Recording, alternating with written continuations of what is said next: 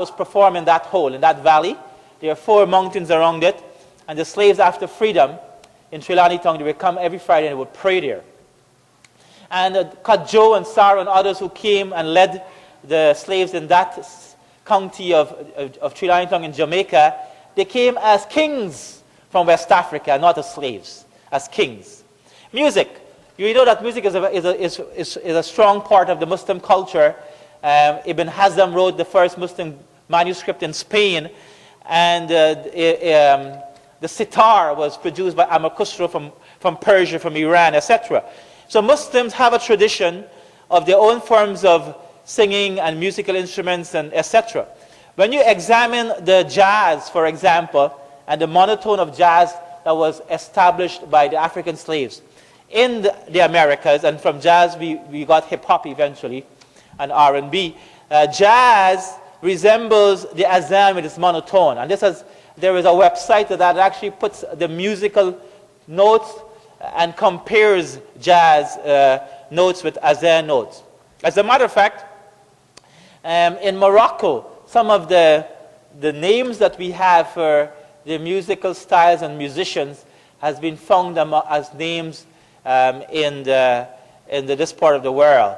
And we know that the famous jazz player Yusuf Denour from West Africa, he's popular among North Americans for the very fact that there is a semblance and there is a renaissance between West African music and the black music of blues in this part of the world, in the West, right? There's a Creole. A Creole is a person that has French and black background, and this is the kind of a musical instrument that you used to play. Names. Now we saw names. We talked about names earlier. You know the name Bailey. Like for example, in Pickering, you have the Bailey Street. Bailey, it has been. It's a victim of transmutation of language. Transmutation of language is when you speak a certain word and then it travels geographically over a period of time and it loses its correct pronunciation. But if you recheck it, you realize that it is that word. So people, when they spell Muhammad, the Prophet's name Muhammad, you will have a variation of spellings, right? Mo and Muhammad and Muhammad and Mahmud and Mahmud and Muhammad, and so many variations. The same goes with Bailey. His name was Bilali, right? Bilali, who was the Muazzin in Islam. And Kadjo was really Kawi, and Sarah was really Sarah. Sarah, she used to pray Salatul Tahajjud in Jamaica, and she used to pray Salatul Tahajjud in the night. The people until today, out of ignorance, they said that Sarah was an Obe woman. An Obe woman means an Obia woman, or a woman who practiced black magic. As you know, voodoo and voodooism and black magic is famous out of Africa. And something that's popular in Haiti and in the Caribbean.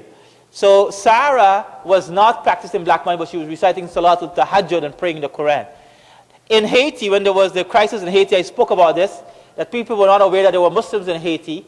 There are Muslims in Haiti, about 5,000 Muslims, and there are mosques in Haiti. But the history of the blacks in Haiti is that Bookman, Toussaint Bookman, it was called Bookman because he used to recite the Quran. He traveled from neighboring island of Jamaica and came to Haiti, and he set up himself in the villages of Haiti, and he used to recite the Quran, and people would come to him and get help from him. So he was called Bookman. Yeah. These are some of the implements that they came with, the drums, etc. that they brought. Right? You can find the same things that are so much popular in West Africa. And finally, as I said, that slavery has ended, but we still have different forms of slavery. Last year in December, we did a project out of Calgary, a Juma Blitz, and a general campaign against slavery, because as there are still people who are held in slavery in different parts of the world. They still work in certain plantations in the West Indies. They're still under great forced sexual slavery, etc., which is wrong, right? In Islam, that's not allowed. But as human beings, we have to do something about it, and we have to have a conversation. If you think that you have been discriminated, if you think that your human rights have been violated, if you think that you have been a victim of any such thing, or you think yourself have been a perpetrator of bullying someone, cyberbullying, bullying someone because of the way they look, or the religion, or the color, or where they come from, or the status in society, know that we have not done a good job in ending slavery, and we have to continue working upon that to bring about education and legislation to bring about abolition of slavery. So I thank you. This is my presentation. If you have any questions, I will encourage you to ask some questions.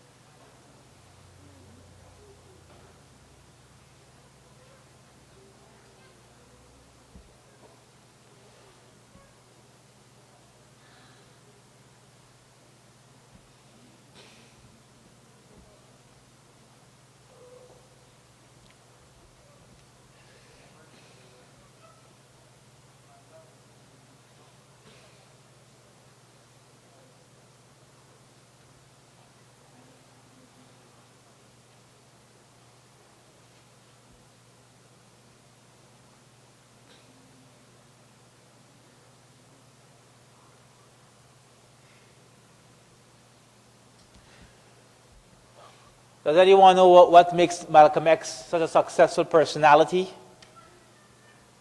What? Why was Malcolm X, that came from the ghettos, end up in jail, but he became a Harvard doctor, a doctorate from Harvard University, before he passed away at the age of about 40? What is it that made him so successful? Anybody?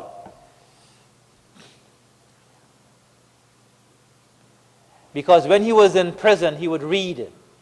He would read and he would read and he would read maybe 20 hours a day. He would just voraciously read.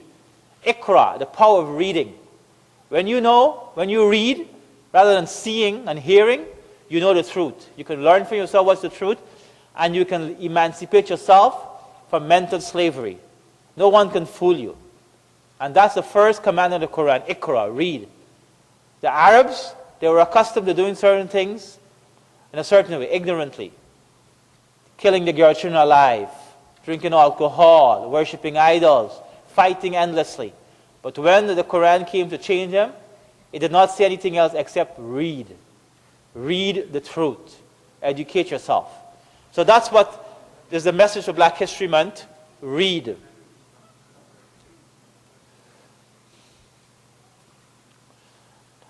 That's a slide to show the different parts of the world that still have forms of slavery.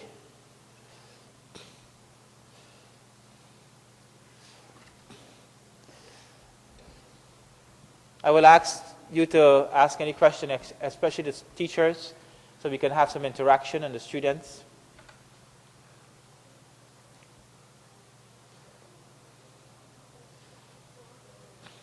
Yes.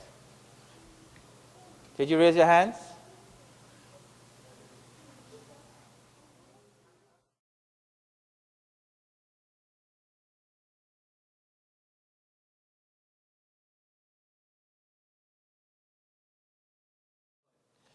Black History Month is important first and foremost because, like everything else, this history has been lost upon us. And knowing the tragic history of the slaves coming and living in this part of the world and then fighting for the abolition of slavery and then contributing very smartly to our society.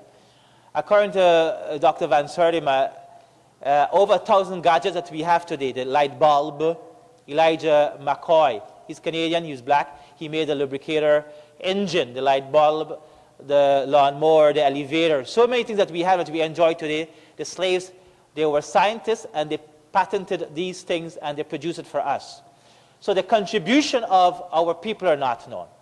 So therefore, there was someone who fought for this in the States many, many years ago, and he was only given a week. It started as a day, given a week, and then it became a month.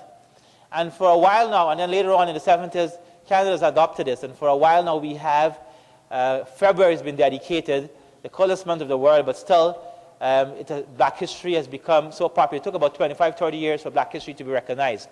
Muslims have what we call Islamic History Month, which is in October. I know you talk about less than a year, about 4 years ago, for it to be proclaimed in Parliament that October is Islamic History Month.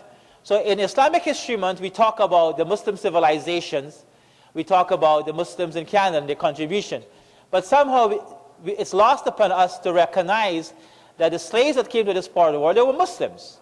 And they are connected to our civilization of Spain, civilization of West Africa, and of course going back to the time of the Prophet Muhammad, whom be peace, through Bilal. So that's why we have taken upon ourselves to explain this history to the world, so that it may not be lost upon us.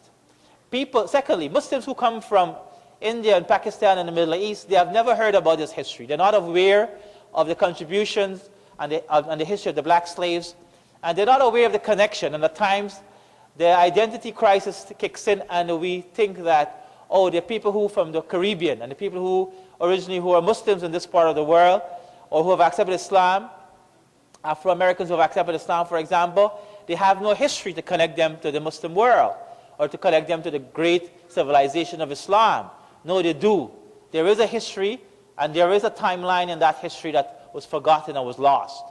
And we're indebted to those people that have contributed towards us being here today as immigrants and to enjoy a free country that respects our religion. So that's why I really emphasize, there are many Islamic schools that really do a proper presentation in Islamic History Month.